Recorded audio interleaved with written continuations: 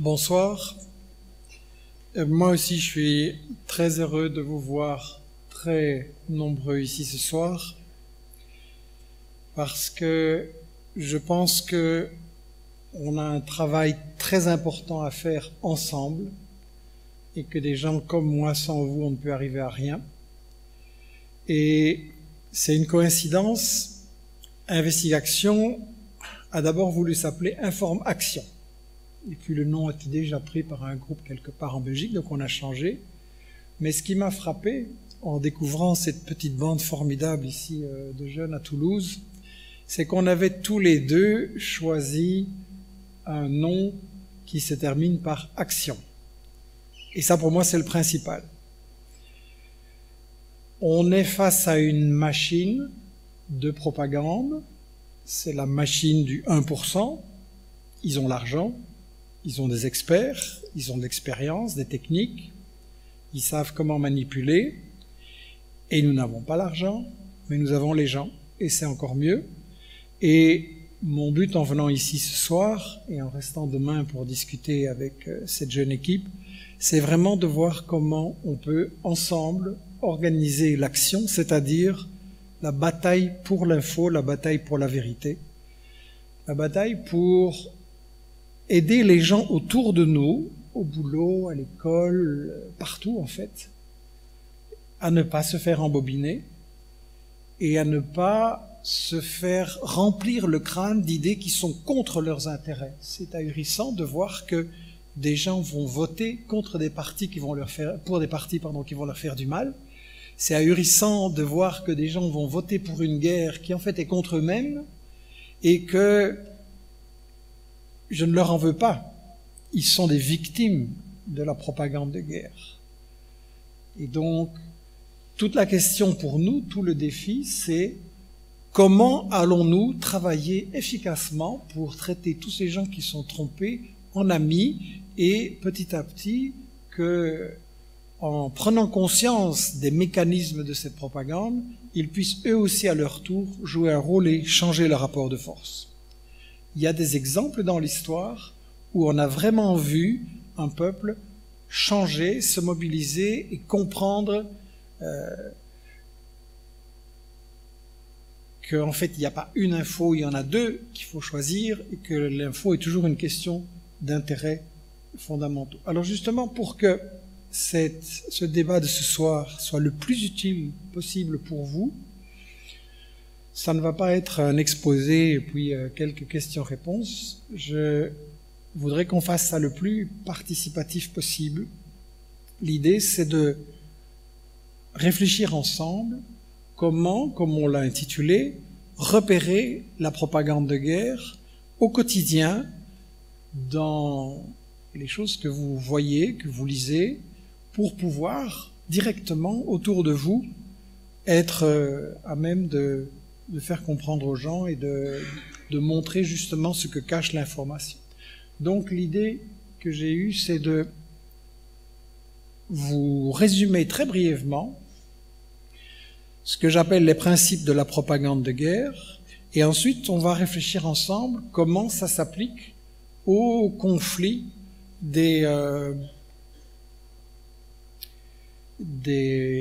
au conflit actuel. J'entends par là les guerres, c'est le thème sur lequel j'ai travaillé, mais il y a plusieurs manières de faire la guerre. Il y a la guerre directe avec bombardement, occupation, et puis il y a ce que j'appelle la guerre indirecte, c'est-à-dire qu'on fait se battre des acteurs locaux sur le terrain, on les fait se battre entre eux, ou on trouve des agents qui vous servent en fait de troupes de choc. Ça peut être des guerres civiles provoquées, ça peut être des coups d'État. Je pense que le boycott ou les sanctions ou la déstabilisation de certains pays, c'est aussi des formes de guerre, donc ça englobe tout ça. Les pays dont on peut parler, il y a une très grande liste aussi. J'ai travaillé ou j'ai un peu suivi l'Irak, l'Iran, l'Afghanistan, la Palestine, la Yougoslavie, la Libye, la Syrie, le Mali, la Côte d'Ivoire, l'Ukraine, le Venezuela, l'Érythrée, il y en a encore une série d'autres. Vous avez peut-être, vous, en tête, des pays ou des situations qui vous tiennent à cœur et sur lesquelles vous avez envie de pouvoir être efficace. Donc, on pourra en parler. Je résume très brièvement. Les 5 principes de la propagande de guerre sont 1. Quand vous êtes Bush ou Obama ou Sarkozy ou Hollande, il y a une chose que vous ne pouvez pas dire, c'est la vérité, à savoir on fait la guerre pour le fric ou pour le pétrole ou pour contrôler telle route stratégique ou pour détruire tel pays et tel gouvernement qui nous embête. Si vous ne pouvez pas dire, évidemment, vous n'auriez pas de soutien. Donc, on est obligé de parler d'autre chose, on est obligé de faire un storytelling, comme on dit maintenant. Et quand on analyse tous ces discours, on retrouve ce que j'ai donc appelé les 5 principes de la propagande de guerre. 1. Cacher les intérêts. Jamais reconnaître que c'est des guerres pour le fric. Et là, j'ai choisi un petit exemple. On a ici donc ce beau monsieur qui porte un sac de riz sur une plage somalienne en faisant bien attention de ne pas se prendre les pieds dans les fils des caméras et qui est en train de nous raconter que les gentils, les États-Unis, la France, interviennent pour aider les pauvres Somaliens qui ont faim. Bien sûr, ce monsieur ne va pas nous dire que il y a du pétrole dans le sous-sol de la Somalie, que des compagnies multinationales US ont quasiment acheté le quart du sous-sol et qui sont bien embêtés parce qu'il n'y a pas un gouvernement qui leur permet de faire leur business là-bas. Il ne va pas nous dire non plus que la corne de l'Afrique, vous savez, la pointe avec la Somalie, l'Érythrée, Djibouti, le Soudan, qui rentre dans l'océan Indien, qui est la route maritime principale, puisque c'est tout le trafic entre l'Afrique et même l'Amérique latine et l'Asie, donc la Chine, et que donc les États-Unis veulent absolument contrôler ça. On ne va pas nous dire non plus qu'il y a eu un gouvernement en Somalie et que les États-Unis ont chargé l'Érythrée de renverser ce gouvernement et de bombarder même au napalm pour y arriver. Ça s'est passé un peu plus tard, mais la Somalie, c'est dans la continuité. Et on ne va pas nous dire que s'il y a des pirates en Somalie, c'est parce qu'on a complètement détruit l'économie, que les pêcheurs locaux ne peuvent plus pêcher parce que les navires occidentaux viennent, ratissent le fond, prennent absolument tout le poisson, qu'en plus les côtes somaliennes servent de déversoir pour tous les déchets en tout genre et toxiques de l'Europe. Ça, on ne nous raconte pas. Non, non, on est là pour l'humanitaire. Donc voilà un premier principe de la propagande de guerre, cacher les intérêts. Un deuxième principe, c'est cacher l'histoire. J'ai choisi un exemple, ce sont les cartes qui montrent l'évolution de la colonisation israélienne. On a donc à gauche la Palestine avant 47 et les Palestiniennes. On a en 47, suite au plan de partage imposé par l'ONU, c'est-à-dire par l'Occident, parce qu'à ce moment-là, il n'y avait que l'Occident qui contrôlait l'ONU. On a donc un partage où Israël prend ce qui est en noir et reçoit ce qui est en noir, et les Palestiniens perdent quasiment la moitié de leur pays. En 67, Israël envahit encore beaucoup plus et va augmenter son territoire de façon énorme, comme vous le voyez. Et là, on a un tableau de 2010, mais depuis lors, ça ne cesse de s'aggraver. C'est-à-dire qu'on est en train, tout en parlant de processus de paix et de négociation, et c'est dommage que les Palestiniens ne veulent pas négocier, on est en train de transformer leur pays en une série de confettis complètement invivables, et donc d'appliquer le plan qui a toujours été le plan des sionistes, des fondateurs et de Ben Gurion, c'est-à-dire vider la terre de ses habitants et l'annexer entièrement, faire le nettoyage ethnique. Ça, occulter l'histoire, c'est tabou à la télé et dans les médias. on vous présente que les Palestiniens, ils agressent les Israéliens et on ne sait pas vraiment pourquoi, c'est vraiment des gens méchants, belliqueux, etc. Et jamais on ne vous dit, ils ont été chassés de leur terre, donc ils ont le droit de la récupérer par tous les moyens qu'ils veulent, ce que la charte de l'ONU d'ailleurs reconnaît. Voilà un exemple, on va revenir sur tout ça. Un troisième principe de la propagande de guerre, c'est la diabolisation. C'est-à-dire que si vous avez décidé d'attaquer un pays et ses ressources, comme je l'ai dit, vous ne pouvez pas dire la vérité, donc il faut diaboliser l'adversaire, et comme on peut difficilement diaboliser tout un peuple, on va centrer l'attaque sur son dirigeant, et on va présenter ce dirigeant comme un dictateur, un fou, un malade, un pervers, un nazi, un antisémite, et là, maintenant, ce qui marche le mieux, évidemment, c'est un terroriste. Donc, ou soutenant le terrorisme.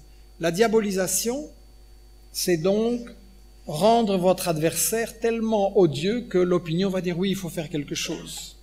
Et dans la diabolisation, le truc le plus fréquent, c'est de l'assimiler à Hitler et aux nazis. Et donc ici, on a de nouveau avec M. Kouchner, on a au moment où il avait un peu infiltré Médecins du Monde, ils ont fait une campagne, un camp de prisonniers où l'on purifie les ethnies, ça ne vous rappelle rien. Et on a donc des prisonniers, nous dit-on, d'un camp tenu par les Serbes en Bosnie, qui sont, nous dit-on, derrière des barbelés. Vous en voyez un qui a l'air complètement décharné, donc les traitements doivent être abominables. Et comme on risque de ne pas avoir bien compris, on vous colle un mirador d'Auschwitz juste à côté pour que vous compreniez que ceux que nous attaquons en Yougoslavie sont des nazis comme Hitler et que donc on est, comme d'habitude, dans un combat antifasciste et nous, on est les démocrates, on est les bons. Ça, c'est donc une image qui a été diffusée en 1992 pour justifier la préparation de l'entrée en guerre de l'OTAN et le travail de la France dans ce conflit. Ce qui est intéressant dans cette affiche de M. Kouchner, c'est que vous avez l'impression que ces gens sont derrière les barbelés. Mais j'ai pu consulter les images qui ont été tournées par une équipe locale, parce que toute la scène a été filmée. En fait, il y a une journaliste de la télévision britannique qui vient pour faire un reportage, qu'elle va faire d'ailleurs, qui va être un reportage choc, où elle va montrer ces gens derrière les barbelés, et puis elle va faire un commentaire comme quoi c'est Auschwitz. Mais pendant qu'elle est de l'autre côté des barbelés, il y a une équipe locale qui est sur place, et j'ai pu visionner ces images, et c'est pas du tout ça la scène. Les types, ils sont pas derrière les barbelés. C'est la journaliste qui est derrière les barbelés. Et les barbelés, c'est juste un petit carré dans lequel, dans ce camp, on a en fait mis en sécurité du matériel comme des caméras et du matériel pour ne pas qu'il soit volé. Donc, elle dit à son caméraman, et ça on l'entend, tu prends juste les trois choses et tu fais un close-up pour qu'on ne se rende pas compte qu'en fait ces gens ils circulent là-bas derrière. Et que le bonhomme en question, il a une maladie, mais tous les autres à côté sont en bonne santé, même un petit peu, voilà. Alors je ne dis pas que les camps de prisonniers en Bosnie, c'était de la rigolade et que tout le monde était bien traité, mais ce que Kouchner oublie de dire, c'est qu'il y avait à ce moment-là environ 9 camps de prisonniers, dont la majorité était tenue par les amis de M. Kouchner, les Croates et les musulmans, et certains aussi par les Serbes, et qu'en fait, c'était pas du tout des camps d'extermination, des choses comme ça. Comme il y avait une guerre civile, on avait fait des prisonniers et on les gardait pour les échanger. Et c'est ce qui s'est d'ailleurs passé. Donc, on est dans une opération de diabolisation qui a été très bien expliquée par un journaliste de la télé française, Jacques Merlino, qui a publié un bouquin remarquable qui s'appelait « Toutes les vérités yougoslaves ne sont pas bonnes à dire », dans lequel il a fait une enquête sur toutes ces images et toute cette opération, et il a été interviewé l'agence de relations publiques Rudderfin, qui aux États-Unis c'est très commun, c'est des agences de promo pour des pays, des gouvernements, des dictatures, et cette agence a fait tout un travail pour nous faire croire que les Serbes étaient des nazis et que l'OTAN menait de nouveau un combat antifasciste. Et donc il interviewe le directeur de cette organisation et il lui dit « Vous avez raconté ça, etc. Vous avez en fait dit le contraire de la vérité, et le type dit froidement, nous ne sommes pas payés pour faire la morale, nous défendons des intérêts, et nous avons juste fait savoir que tel groupe avait dit que, et nous l'avons communiqué. Et alors ils ont fait un truc très intelligent, c'est qu'ils ont pris 3 des principales organisations du lobby sioniste aux États-Unis, le Black Brit, la Defamation League et un 3e, et c'est eux qui ont fait toute la promo pour assimiler à Hitler ceux que l'OTAN allait attaquer. Et évidemment, il dit que c'était un coup de génie, parce que les gens ne comprenaient rien à la Yougoslavie, et tout d'un coup, c'était très simple. Il y avait les Juifs qui disaient, ceux-là, c'est Hitler, donc là, on avait un récit très simple, et tout le monde a marché. Ça a eu un impact absolument énorme, y compris dans la gauche française et européenne. Donc là, voilà, on est dans un exemple de diabolisation. Un 4e principe de la propagande de guerre, c'est d'inverser l'agresseur et l'agressé. Étant donné que l'Occident va aller bombarder ou intervenir ou mettre des troupes au sol ou faire des sanctions, il faut absolument pas qu'on puisse dire « Ah, vous êtes l'agresseur ». Parce que la charte de l'ONU est très claire. La charte de l'ONU dit quand il y a un conflit, la guerre est interdite, la guerre est illégale, la guerre est le crime suprême. C'est la charte de l'ONU adoptée en 1945 et les conflits entre États ne peuvent se résoudre que par la négociation. Donc, Chomsky disait que si le tribunal de Nuremberg avait continué, tous les présidents des États-Unis seraient en prison ou auraient été en prison. Et vous pouvez mettre les Français avec aussi. Parce qu'ils ont commis ce que Nuremberg appelait le crime suprême, la guerre pour résoudre un conflit entre États, le crime suprême. Donc, il faut toujours prétendre qu'on est là pour sauver la victime et qu'on n'est pas l'agresseur, mais qu'on défend l'agressé. Donc, au niveau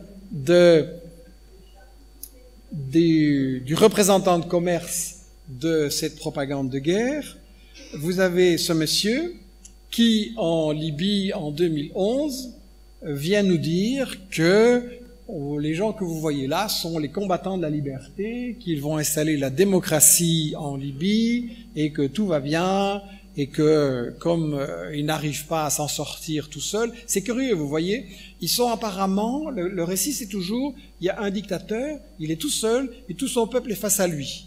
Et en Égypte, Moubarak, il a tué 800 personnes, mais il est parti en quelques semaines. Ben Ali, pareil. Et là, Kadhafi, on nous dit qu'il est encore plus détesté, mais pendant 8 mois de bombardement, il y a toujours, en réalité, une grande partie de la population qui le soutient, et une partie non, la Libye étant restée un pays tribal. Et en gros, vous aviez des tribus à l'Est qui étaient contre lui, mais historiquement, elles avaient toujours été avec les Britanniques, et toujours avec la mafia aussi de l'émigration. Et je suis allé en Libye pendant les bombardements, et vous aviez un très très grand soutien à Tripoli et dans le centre. Vous pouviez vous promener à 11h du soir à Tripoli, encore en juillet 2011, et il n'y avait pas un flic en vue, il n'y avait pas un soldat en vue, et la situation était calme. Donc, c'était pas du tout ce que ce monsieur nous a raconté, et en fait, il nous le raconte à chaque guerre. Il a fait le même coup en Ukraine aussi.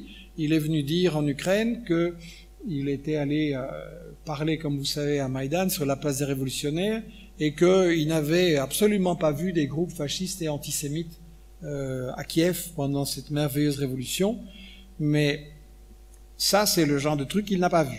Or, au moment même où il parle, on voit des gens qui font ça, tout plein. Donc, c'est assez paradoxal que l'Occident utilise des juifs, des racistes anti-juifs, pardon, vraiment racistes, héritiers des pro-nazis de la Seconde Guerre mondiale, du groupe Bandera, Pravi Sector, et que ce monsieur ne les voit pas. Voilà, ça c'est 4 des grands principes de la propagande de guerre: cacher les intérêts, cacher l'histoire, diaboliser l'adversaire et inverser l'agresseur et l'agressé, toujours se présenter comme la victime. Le 5e principe de la propagande de guerre, c'est monopoliser. C'est-à-dire, quand vous avez un conflit, vous avez forcément 2 points de vue. Vous avez forcément les intérêts des uns et des autres. Donc, Si on veut se faire une opinion, il faut écouter les deux et voir qui dit quoi, quels sont les intérêts, qu'est-ce qui est véridique. Si vous étiez juge dans un tribunal et que une partie, vous dites à un des plaidants « je vous écoute » et à l'autre « fermez-la », ben on va dire que vous n'êtes pas vraiment un juge sérieux. Or, les médias, c'est ça. On a toujours une seule version. Les conflits sont pas présentés comme il faut écouter les deux et se faire son opinion. Non, il y a une vérité. Nous, on la connaît. Le journaliste, c'est Dieu. Il vous dit la vérité. Et les autres sont des fous, des menteurs, des propagandistes, des méchants. Il faut donc pas les écouter. Et donc, c'est ça qu'on a dans les grands médias et dans la télévision maintenant. On a l'exclusion des gens, et je suis loin d'être le seul, l'exclusion des gens qui sont hors du cadre. Et donc, on a à la télé des discussions qui sont dans le cadre. C'est-à-dire qu'il y a des gens qui peuvent discuter, oui, si on veut renverser Saddam ou Kadhafi ou Bachar ou ceci ou cela, il faut faire comme ça. Et un autre peut dire, non, non, il faut faire comme ça. Donc ça, c'est les discussions qu'on a sur la tactique pour éliminer les méchants. La discussion qu'il est interdit d'avoir, c'est est-ce que nous avons le droit de décider qui est les méchants et les gentils? Est-ce que nous avons le droit de faire la guerre pour imposer nos volontés? Est-ce que nous avons le droit de décider qui doit être président dans tel pays, comment les femmes doivent s'habiller là-bas, etc., etc. Ça, c'est exclu, on n'a pas le droit. On avait une exception dans la télé française, l'honneur du journalisme sauvé par un animateur de talk-show où il y avait vraiment moyen de pouvoir exprimer, comme vous le savez, des opinions contraires. Et malheureusement, ce soir ou jamais est devenu jamais. Et donc, c'est quelque chose qui est tombé. Et donc, ça montre qu'ils ont très peur, en fait. Ça doit nous donner confiance. Ils savent que quand on peut exposer les deux points de vue face à face, calmement, posément, avec des arguments, avec des exemples concrets, les gens en face, ils ne tiennent pas. Je veux dire, quand j'ai eu le plaisir d'avoir M. Henri Guénaud en face de moi sur le Mali ou la Syrie, je ne sais plus, et qui racontait son blabla, oui, sur le Mali, son blabla habituel, j'ai vu dans ses yeux tout d'un coup qu'il était très surpris. À la télévision française, on invite un type comme ça, et il montre que je raconte n'importe quoi. Donc, avec ses yeux-là, il essaie vraiment Mais bon, du coup, maintenant, évidemment... ça n'a pas aidé Tadi à survivre, évidemment. Donc, ça montre qu'ils ont très peur. Ça montre le pouvoir que nous avons, ça montre qu'ils nous craignent. Voilà. Ça, c'était une petite introduction. J'ai donc parlé des 5 principes de la propagande de guerre, occulter les intérêts, cacher l'histoire, c'est-à-dire cacher ce que le colonialisme a fait dans ces régions pour diviser les uns et les autres, diaboliser, inverser l'agresseur et l'agressé, et cinquièmement, monopoliser le débat. Ce que je vous propose, c'est maintenant de vous donner la parole pour voir ensemble si cette grille de lecture, parce que c'est ça que j'essaie de fournir, c'est une grille de lecture qui vous permet à vous de faire le même travail sur les conflits qui sont en cours, qui vont arriver, et de pouvoir être opérationnel sur ces conflits-là, et donc d'échanger avec vous s'il y a des objections, si vous trouvez que ça ne s'applique pas dans tel ou tel pays, ou des questions ou des expériences par rapport à ça.